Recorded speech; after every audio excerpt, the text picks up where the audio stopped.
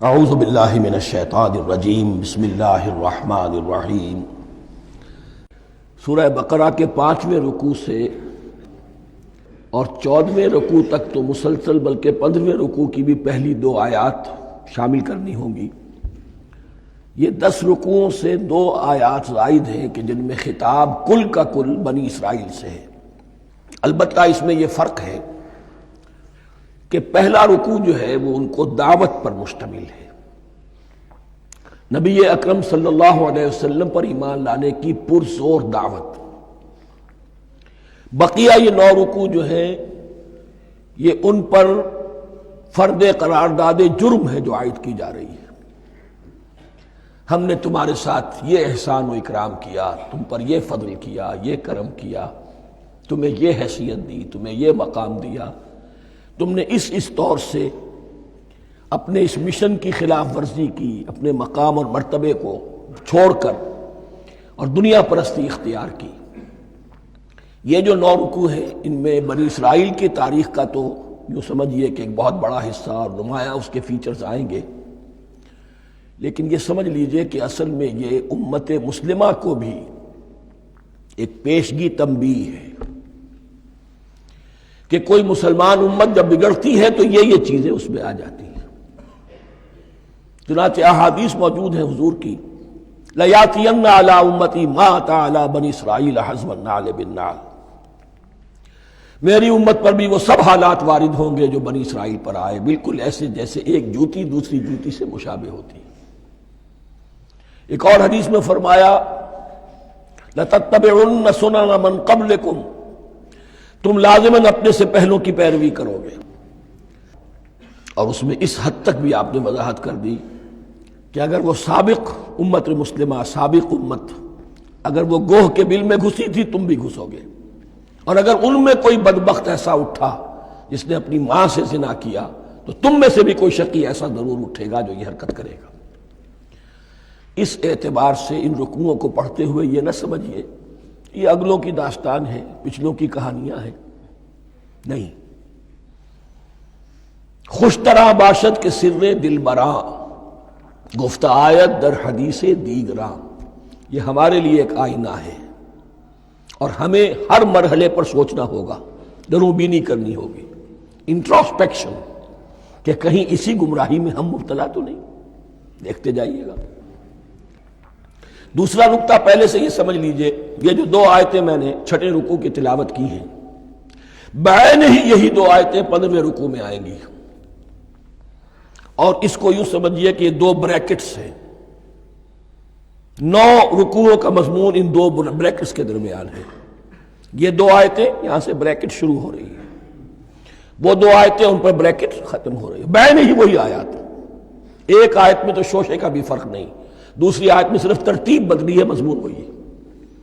اس کے مابین جو کچھ ہے، اس سے باہر یہ جو 5واں رکوع تھا، اس کے مضامین گویا کہ ضرب کھا رہے ہیں بریکٹ کے اندر کے سارے مضامین سے۔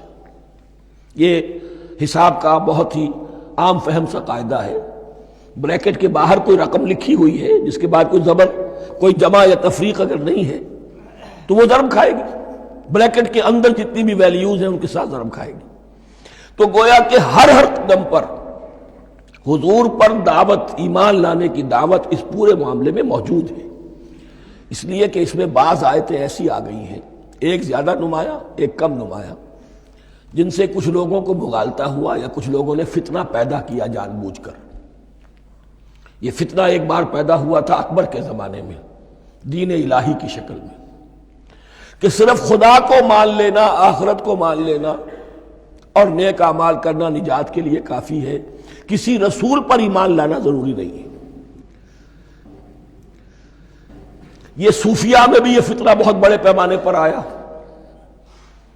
مسجد مندر ہکڑو نور، مسجد میں اور مندر میں ایک ہی نور ہے، سب مذاہب ایک ہی ہے، سارا فرق جو ہے شریعتوں کا ہے، عبادت کے ظاہری شکل کا ہے، وہ ہے رسولوں سے متعلق۔ رسولوں کو بیچ میں سے نکال دیجئے تو یہ دین الہی رہ جائے گا، اللہ کا دین۔ اتنا بڑا فتنہ تھا کہ جب ہندوستان میں سیاسی اعتبار سے، حکومت کے اعتبار سے مسلمانوں کا اقتدار چوٹی پر تھا، کلائمیکس پر، اکبر اعظم۔ اس وقت یہ دین الہی کا فتنہ اٹھا کہ دین محمدی کا اب دور ختم ہو گیا، وہ 1000 سال کے لیے تھا، 1000 سال پورے ہو گئے، اب الف ثانی ہے، دوسرا 1000 سال ہے، اس کے لیے نیا دین ہے، اسے دین اکبری بھی کہا گیا اور دین الہی بھی کہا گیا۔ اور اس میں ایک آیت آئے گی جس سے استدلال کیا ہے کچھ لوگوں نے۔ اس صدی میں پھر یہ فتنہ اٹھا تھا گاندھی کے فلسفے کے ذریعے سے، اور ایک بہت بڑا نابغہ انسان مسلمانوں میں سے، بہت بڑا نابغہ، جینیس، ابوالکلام آزاد، وہ بھی اس فتنے کا شکار ہو گیا۔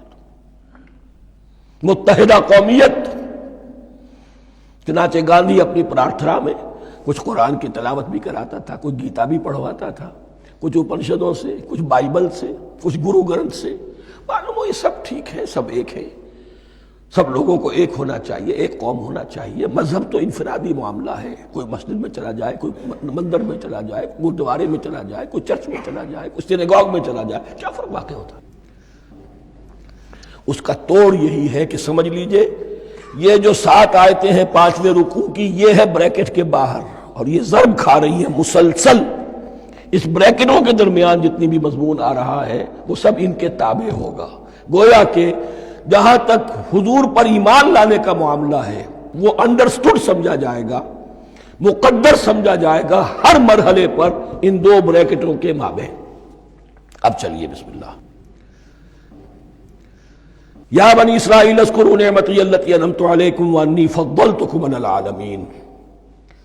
اے اسرائیل کی اولاد، یاد کرو میرے اس انعام کو جو تم پر ہوا، اس کی وضاحت میں کر چکا ہوں، لیکن یہاں جو الفاظ آ رہے ہیں بہت زوردار۔ وانی فضلتکم علی العالمین، میں نے تمہیں فضیلت عطا کی تمام جہانوں پر۔ یہاں ایک قاعدہ نوٹ کر لیجئے، عربی نحو کا قاعدہ یہ ہے کہ کہیں ظرف جس میں کوئی شے ہے، ظرف کی جمع لے لیتے ہیں، مراد ہوتا ہے مظروف، ظرف کے اندر جو شے ہے اس کی جمع۔ تمام جہانوں پر فضیلت، کیا فرشتوں پر بھی فضیلت؟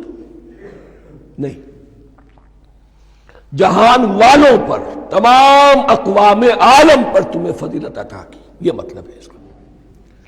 تمام عالموں پر، تمام جہانوں پر، یعنی تمام جہان والوں پر، اس انسان عالم انسانیت کے اندر جتنے بھی مختلف گروہ ہیں، نسلیں ہیں، طبقات ہیں، ان میں فضیلت۔ وَاتَّقُوا يَوْمًا لَا تَجْزِي نَفْسٌ عَن نَفْسٍ شَيْئًا، میں عرض کر چکا ہوں، اب تیسری مرتبہ پھر عرض کر رہا ہوں، اصل شیخ آخرت،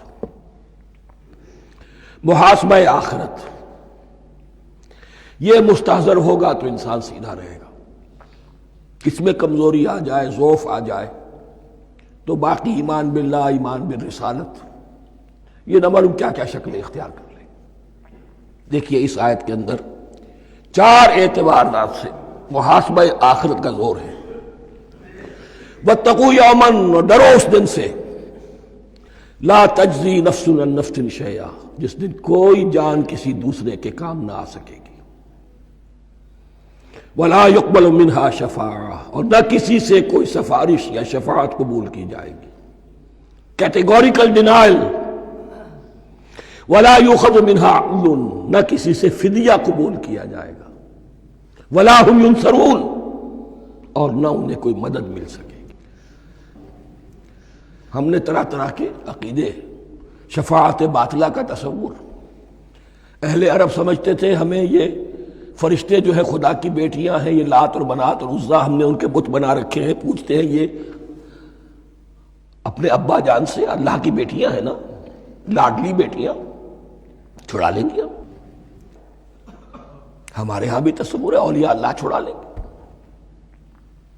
یا شفاعت باطلہ، خود حضور کی شفاعت کے بارے میں جو غلط تصورات ہیں، ایک شفاعت حقہ ہے، اس کی وضاحت کا یہ موقع نہیں ہے، وہ آیت الکرسی پہ جب ہم پہنچیں گے انشاءاللہ تعالیٰ اسی سورہ مبارکہ میں تو اس کی وضاحت بھی ہوگی۔ یہ سارے جو ہم نے جو گھڑ رکھے ہیں خیالات، ان کی نفی اس آیت کے حوالے سے کی۔ وَاتَّقُوا يَوْمًا لَا تَجْزِي نَفْسٌ عَن نَفْسٍ شَيْئًا، کوئی انسان دوسرے انسان کے کام نہیں آ سکتا، وَلَا يُقْبَلُ مِنْهَا شَفَاعَةٌ، کسی جان کی طرف سے کوئی سفارش قبول نہیں ہوگی، ولا یؤخذ منها عدل، نہ کوئی فدیہ قبول کیا جائے گا، ولا هم ینصرون، نہ انہیں کوئی مدد مل سکے گی۔ صدق اللہ العظیم۔